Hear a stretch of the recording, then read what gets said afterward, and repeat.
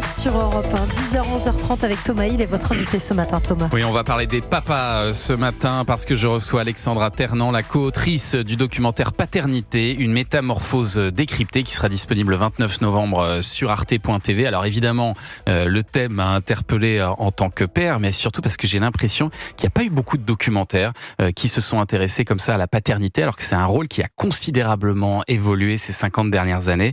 La plupart des hommes sont beaucoup plus impliqués dans le quotidien de leurs enfants aujourd'hui. C'est un changement qui s'est fait très rapidement, Alexandra.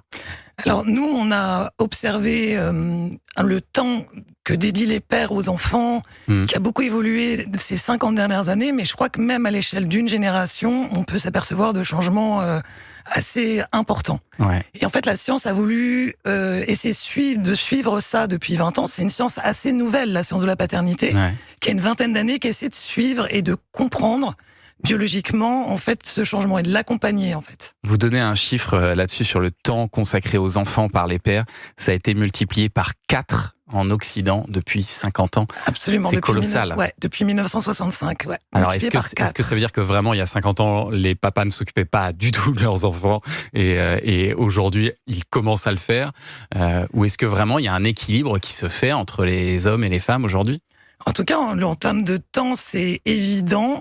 Il y a aussi un autre chiffre qui était assez intéressant dont on n'a pas parlé, c'est la présence des pères dans les maternités. Ouais. C'est-à-dire que je crois que dans les années 70, il y avait quasiment aucun père présent à l'accouchement de leur enfant. En fait. Ouais. Et à partir de la fin des années 70, ça s'est fait. Et aujourd'hui, on est quasiment à 90% des hommes qui assistent, en tout cas qui sont là pendant l'accouchement de leur enfant. Donc ça aussi, ça nous dit quelque chose d'un changement assez massif. Et alors, ce qu'on découvre dans ce doc est assez incroyable, notamment le fait, alors qui est mesuré scientifiquement, que les jeunes papas sont, comme les jeunes mamans, transformés au moment de la naissance de leur enfant. Et il y a une transformation biologique qui se fait. Exactement. Alors, nous, on parle d'un potentiel paternel qui est exprimé parce qu'il y a un facteur qui est assez important dans cette histoire, c'est le contact prolongé avec l'enfant. Ouais. C'est-à-dire que la mère vit des bouleversements hormonaux qui sont mesurables du fait de la grossesse et l'accouchement. Le père peut en vivre des comparables dans la mesure où il est proche de son enfant, dans la mesure où il s'occupe, où il passe du temps avec l'enfant. Et c'est ça le facteur clé pour justement pouvoir vivre ces évolutions biologiques. C'est-à-dire que concrètement, le taux de testostérone des pères va baisser au niveau de ceux des femmes allaitantes, quoi. En tout cas, des pères qui s'occupent de leur enfant.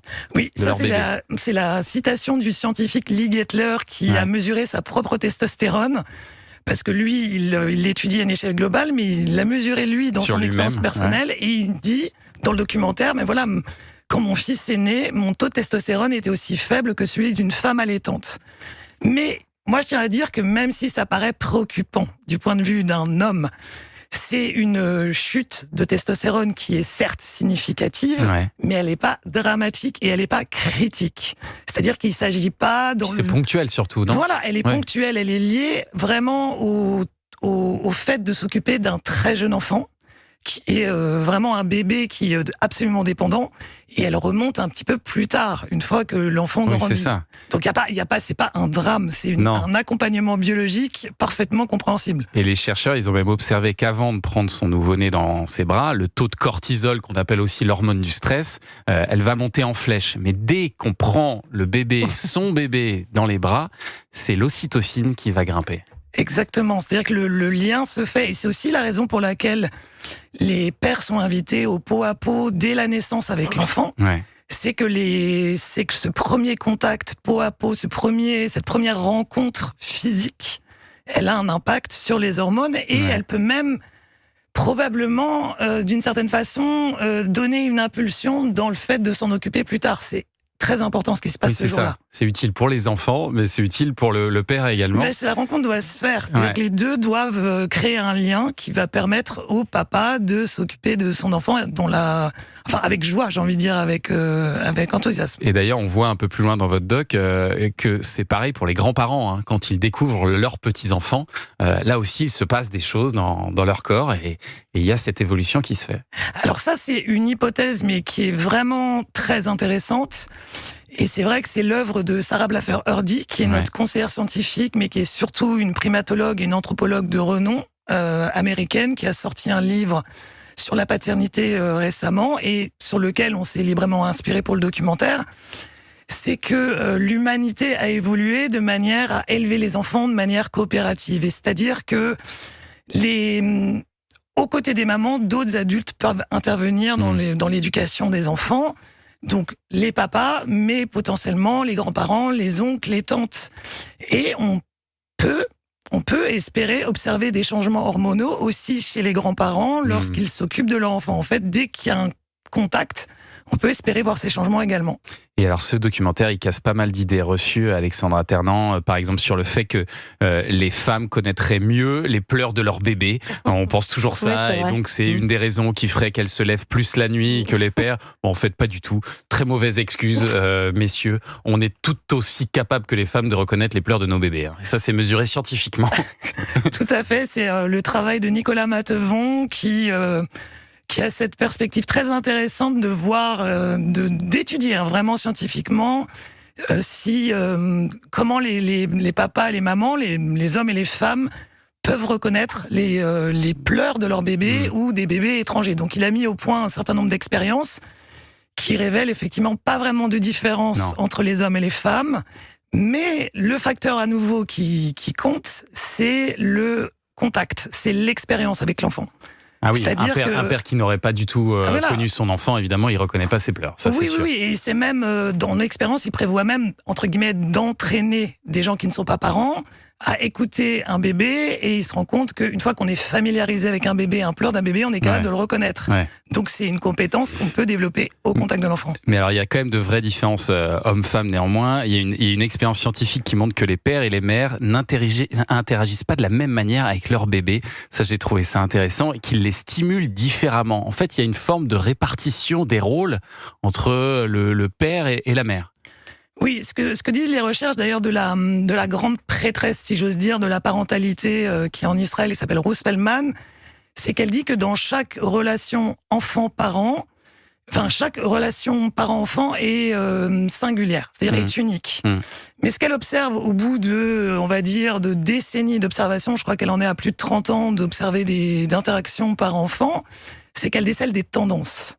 C'est-à-dire que la mère va plutôt avoir tendance à être dans un contexte émotionnel avec une verbalisation commune, et les hommes vont plutôt avoir tendance à stimuler le bébé avec des jeux, avec des objets, les lancer en l'air. Voilà, ce cliché-là, elle quelque part, elle l'a observé. Et de fait, ces interactions n'ont pas les mêmes,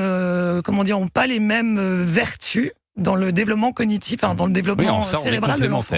On est complémentaires. Et alors le doc, il s'intéresse aussi aux animaux, avec certaines espèces d'oiseaux, d'amphibiens, de primates, où ce sont les mâles qui s'occupent le plus des petits. Et alors il y a une comparaison que j'ai trouvée très intéressante, on va finir là-dessus, entre deux espèces différentes de primates, les douroucolis et les singes hurleurs. Et alors, chez les douroucolis, les pères sont extraordinaires. Ils s'occupent énormément de leurs petits une fois l'allaitement terminé. Et bien, les petits douroucolis survivent à 90%, ce qui est exceptionnel. En revanche, chez les singes hurleurs, les mâles ne sont préoccupés que par une seule chose, leur harem. Voilà, il n'y a que ça qui les intéresse. Et bien, le taux de survie des petits n'est que de 65%. Moralité un peu rapide, si vous voulez que vos enfants soient équilibrés, il faut s'en occuper plutôt que d'aller batifoler dans les hautes herbes. Non, mais c'est un peu ça quand même. C'est ça, c'est-à-dire que là, le petit bénéficie de l'apport de ses deux parents, des deux parents qui veillent sur lui, donc ça fonctionne mieux. En tout cas, nous, c'est ce qu'on a observé. C'est ce que la nature nous apprend. C'est une bonne conclusion scientifique que vous venez de faire, Thomas. Et il est passionnant, ce documentaire Paternité, une métamorphose décryptée, documentaire de Jacqueline Farmer, coécrit avec Alexandra Ternant. C'est sur arte.tv à partir du 29 novembre, et ce sera diffusé samedi soir, 23h25, le samedi 6 décembre sur Arte. Merci beaucoup d'être venu ce matin sur Europe 1. Merci beaucoup à vous.